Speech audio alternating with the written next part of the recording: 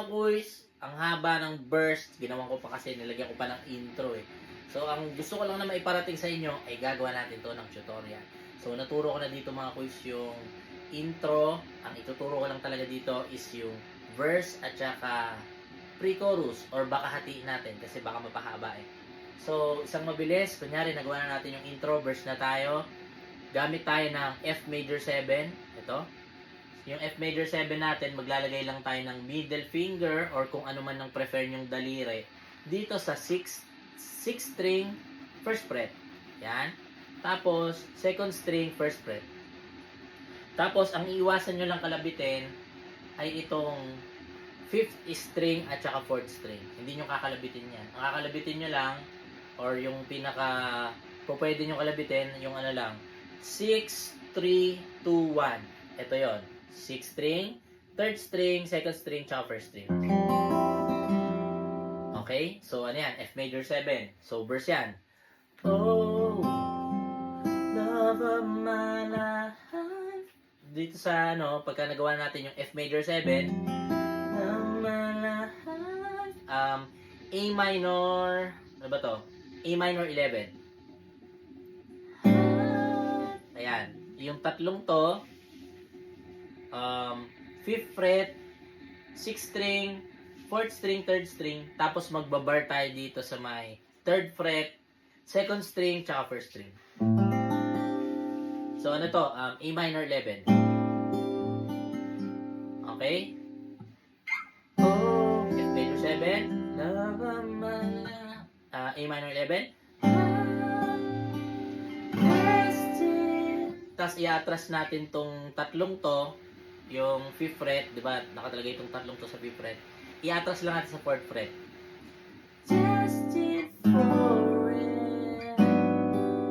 Pero hindi nyo nakakalabitin tong ano pala. Hindi nyo pala kakalabitin tong 1st string. Ang kakalabitin nyo lang ay yung itong ano, 2nd string. Hanggang 2nd string lang. Pag ano tayo, passing chord na ganito. Parang ano siya eh. G sharp minor 7 flat 5. Yan, favorite chord. Madalas sa passing chord eh. So, yun yung pinakamaging passing chord natin, papunta ng G minor 11. Okay? So, verse. Oh, love of my life, destined for it. Okay, pag nakapag-passing chord tayo, for it. G minor 11. Pagka G minor 11, I will be F sharp major 7. Right here by. So yung F sharp major 7, ganyan talaga siya eh. Pero madalas sinasama ko kasi yung octave nitong ano, octave nitong F, yung kumbaga yung pinaka pang major 7 natin na note. So one technique dyan, imbis na point finger ang pang bass nyo dito sa 6th string, gamitin nyo tong thumb. Tapos, ito yung ano, itong point finger, siya yung gagamitin yung pang pindot dito sa may F na note. Yan, para ano, para ganito maging tunog ng ano nyo, F sharp major 7. Okay? So, yung verse ulit, buuin natin. F major 7. Oh, love of my life. A minor 11. Passing chord ng G sharp minor 7 flat 5. For it. G minor 11. F sharp major 7. Tapos, uulitin lang ulit natin siya. Your side, no falling to you. We're together.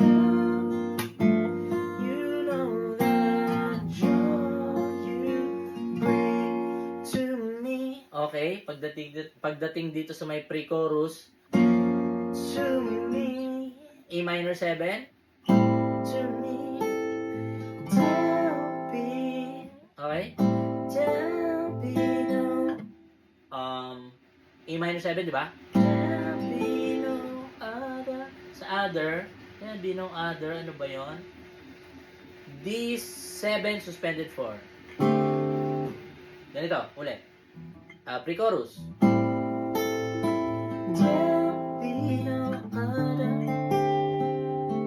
Okay, sa ano naman, dito naman sa part na to, sa There Be No Other, or There Be No Other na yan, hindi natin isasama tong first string. Pero, practicein nyo lang din, mag-bar pa rin kayo. Pero, ang kakalabitin nyo lang, itong fifth string hanggang second string.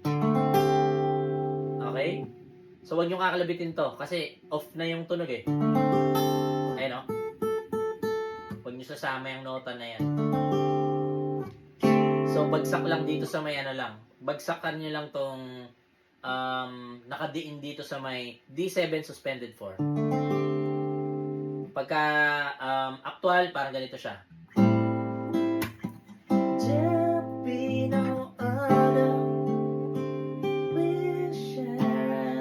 Okay? Dito sa C sharp major 7. Right from the heart. Okay, so right from the heart, magano tayo? Right from the heart. C7 suspended 4. Right from the heart, from mine to your soul, basta parang ganun. From the heart, to you. Dito, siya, parang B flat 6, pero may major 7 eh, kasi sasama natin tong nota na A. So, hindi ko alam kung ano yung eksaktong tawag, kung B flat 6 major 7, or B flat major 7, hindi, parang mas tama yung B flat 6 major 7. Feeling ko ganun. Kasi meron siyang 6, meron siyang major 7. Ito. So, pwede rin siyang B flat 11 major 7. So, parang ganon. Bahala na kayo kung anong tawag nyo. Basta ganon siya. Meron siyang 6 or 11 na meron ding major 7. So, bahala na kayo. Chapsuyin nyo na yan. O kaya yung mga magagaling dyan, i-comment nyo na lang. Tapos, i-bash nyo kaming mga bano. Okay. Tayo? Dako tayo sa recap. Recap muna tayo para malinis ang pagtuturo. So, dun tayo sa unang part ng pre-chorus. Okay? A minor 7. D7 suspended 4.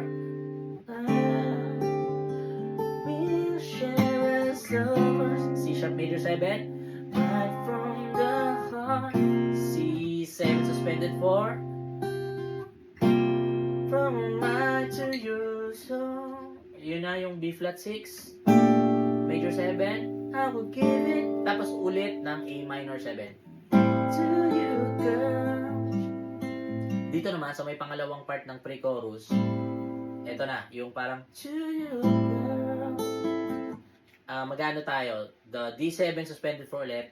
My everything. Tapos, ito.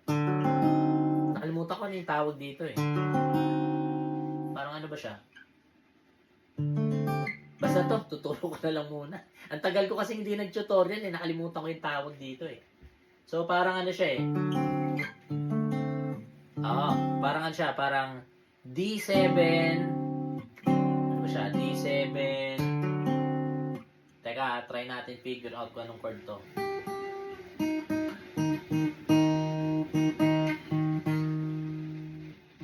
One, two, three, four. Ay, hindi. D7 pala, no? D. 1, 2, 3. D7 flat 5. Hindi ko alam. Basta, ganin nyo na lang. Sundan nyo na lang. Pero ito siya. D7. Lagay kayo dito sa may middle finger ng 5th string, 5th fret. Tapos, i-flat nyo naman tong flat nyo naman tong point finger sa 4th fret para masakop nyo tong nota ng 4th fret ng 4th string at saka 4th fret ng 2nd string. Tapos, itong ring finger, lalagay natin sa may 5th fret, 3rd string. Yan, ganyan ang tunog niyan. So, So, gagawin natin siya sa, after ng D7 suspended 4. Okay, ganoon? So, yung pangalawang part to ng pre-chorus. Kasi yung unang part, di ba? Ah?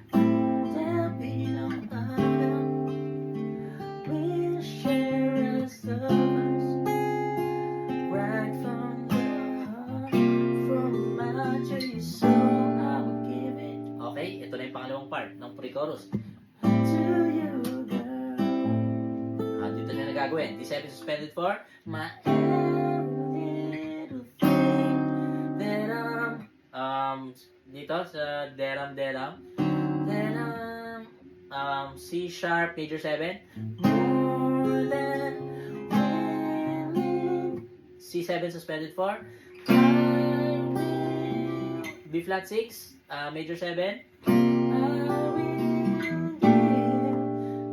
Tapos, chorus part na. Okay? To you. Okay, mataas na part na yon, yung ipitan scrambled egg na yan. So, chorus part yan. Bali, ang pinakatinuro ko, verse at saka pre-chorus. So, recap tayo, pero hindi ko makakanta ng maayos kasi mataas eh. So, humming lang. Huwag nyo nang i-bash yung boses ko kasi yung iba talaga, hindi ko i-hit yung nota. Hindi ko abot. So, tayo? Kunyari, nagawa na natin yung intro. Okay? Papasok na kagad ng verse. Ano na to? Kabuuan na to ng verse at saka pre-chorus. Okay, let's go.